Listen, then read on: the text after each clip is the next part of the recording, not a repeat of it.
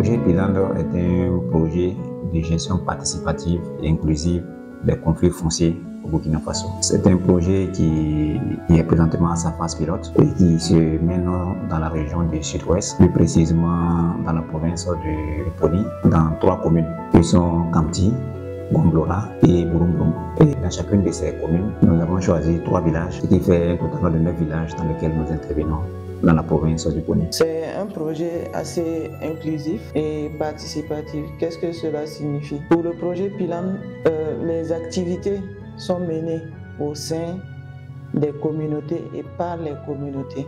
Même pour la sélection des communautés, les activités, comme je disais, sont menées par des groupes de recherche-action qui sont choisis au sein des communautés, par des communautés pour représenter les communautés. Donc, ce sont des activités qui sont identifiées par eux-mêmes afin de pouvoir toucher les problèmes liés aux conflits fonciers et de trouver des solutions endogènes à ces problèmes-là. Disons, dans le choix des groupes de recherche-action, l'aspect participatif et inclusif était priorisé. Dans le choix, 40% des membres des groupes de recherche-action étaient des femmes. Au niveau des couches professionnelles, chaque couche était représentée, que ce soit les agriculteurs, les éleveurs, et aussi l'aspect social, les personnes déplacées internes et les personnes handicapées étaient inclus dans les groupes de recherche-action.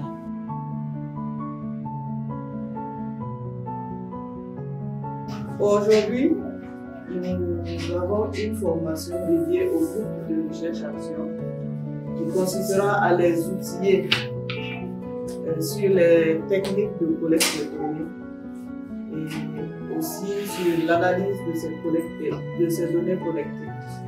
Et aujourd'hui, nous sommes là, c'est pour vous donner en tout cas les outils nécessaires pour que vous puissiez travailler à collecter les informations dans vos villages. Et pour cela, il était important que nous vous formions sur ces différents outils-là. Comment est-ce qu'on les remplit et comment est-ce que ce qu'on attend de vous. Je pense que cette rencontre-là sera bénéfique pour les participants, dans ce sens qu'on parle de conflit foncier. Je pense que c'est d'actualité.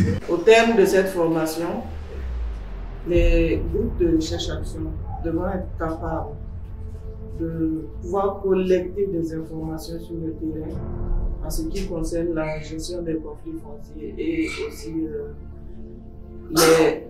le changement, les adaptations au changement climatique.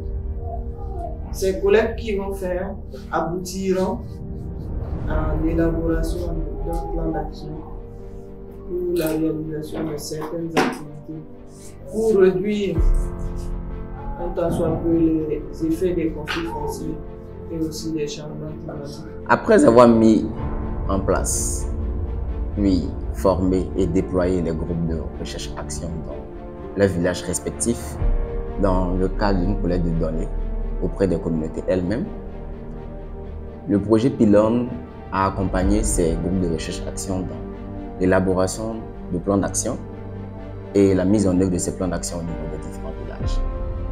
Au nombre des activités contenues dans ces plans d'action respectifs, nous pourrons dénombrer les activités de cohésion sociale, les activités de diffusion des textes sur la loi 034 portant régime foncier rural au Burkina Faso et également des activités de renforcement de la résilience des communautés face aux effets du changement climatique.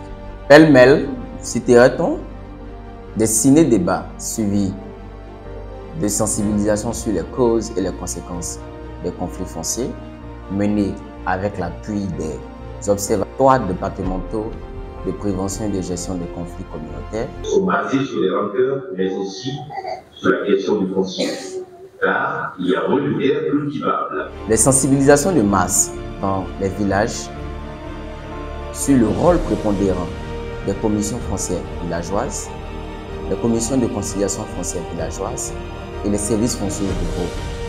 Et bien évidemment sur la loi 034 de 2009 portant régime foncier rural. Donc c'est l'objectif pour nous ici, c'était de faire comprendre à la population le rôle que joue le service foncier rural au niveau de la commune. Donc c'était ça, on est venu montrer à la population pour que d'abord la population puisse connaître les services fonciers rural et leur rôle, que la population puisse connaître les commissions les différentes commissions et connaître leur rôle aussi. Et c'est ce que nous avons fait avec des simulations au niveau village. Et je crois que je suis satisfait que c'est vrai, il y a des lacunes qu'il faut travailler à corriger. J'aimerais qu'il y ait une duplication de ces genres de rencontres pour permettre à la population de se pénétrer entre elles, de se comprendre et de découvrir les responsables locaux qui sont là pour la gestion des questions foncières au niveau des villages. Parce que la plupart, vous avez vu, c'est aujourd'hui beaucoup ont connu les membres des commissions. Des journées de dialogue entre agriculteurs et éleveurs et également des journées de dialogue entre habitants du village et les orpailleurs. Donc c'est une journée de dialogue entre orpailleurs, voilà, artisans miniers comme on le dit couramment, et les habitants de Kotera. Des journées de sport pour le changement durant lesquelles le football a pu être promu comme moyen de sensibilisation des communautés en ce qui concerne la cohésion sociale.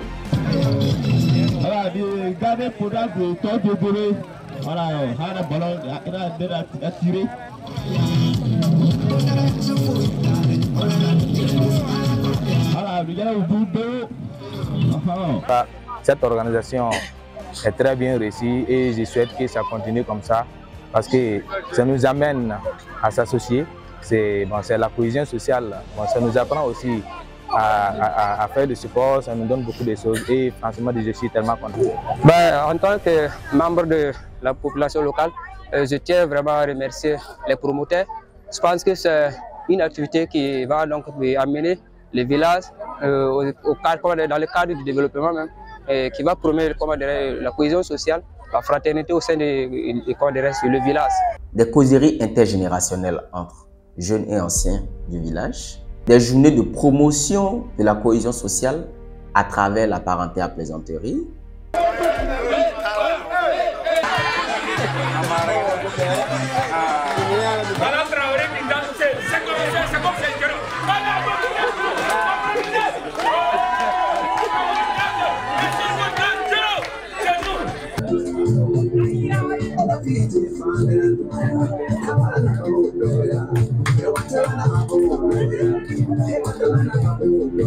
En fait, la parenté à plaisanterie est un mode de résolution de conflits communautaires surtout.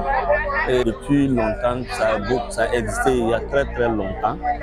Donc, aujourd'hui, nous avons l'impression que la pratique est en train de disparaître.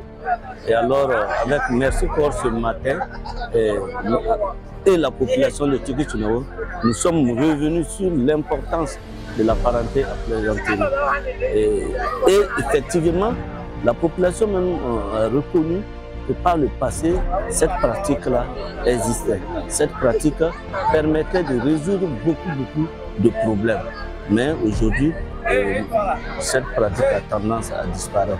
Des délimitations de pistes à bétail afin de prévenir d'éventuels conflits entre agriculteurs et éleveurs.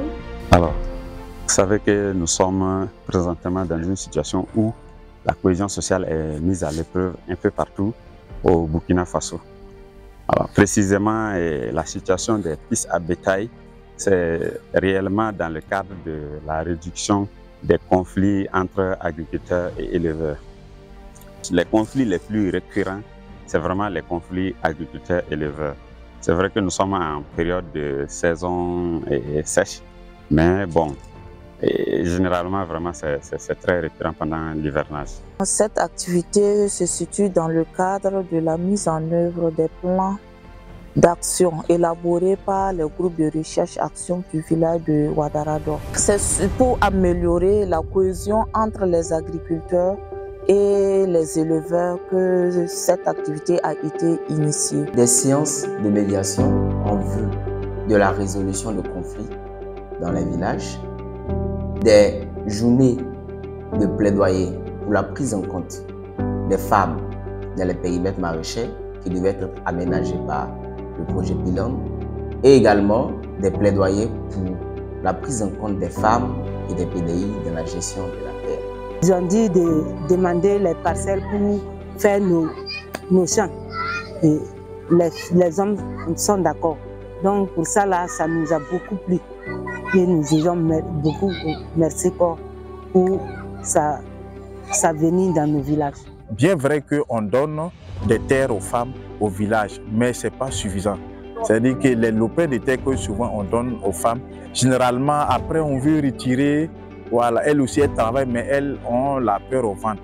Donc, mais maintenant on est venu négocier avec les propriétaires terriens et donc les chefs coutumiers, voilà, de permettre aux femmes, voilà, d'avoir accès à la terre et de faire en tout cas les attestations foncières villageoises. Quant aux activités d'adaptation au changement climatique, il faut dire que une analyse de la perception paysanne des communautés vis-à-vis du changement climatique a été menée dans chacun des villages d'intervention du projet Pilam, ce qui a permis de pouvoir inclure des activités qui allaient permettre aux communautés de plus pouvoir faire face aux effets du changement climatique.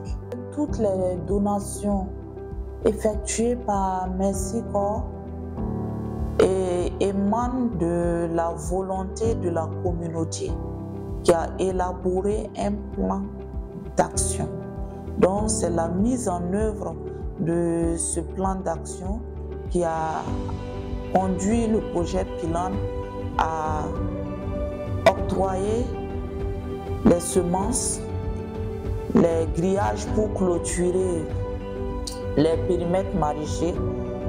Amina baraka groupement kono comme groupement nafa kabo mon kama encore groupement nafa kabo ni abi baraka kelen ni bena kuni atise kanye mais amba ke groupement kono ni hale ni kelen te bi na tara yoro do ambe baraka abike ambieta e ambie bado ambolo kelen ka toki anga du balo naye donc nafa balo mi bi merci pour ka baraka. Les populations ont également prévu de faire des pépinières pour le reboisement. Donc cela va renforcer les écosystèmes et de réduire la déforestation à travers la donation des panneaux d'interdiction de coupe. Pour la division des textes, les structures de gouvernance foncière locale, à savoir les commissions foncières villageoises et les commissions de conciliation foncière villageoise, ont pu bénéficier de renforcement des capacités sur leur rôle et leurs responsabilités avec l'appui des services fonciers ruraux, du SFOME et de la Direction régionale des droits humains.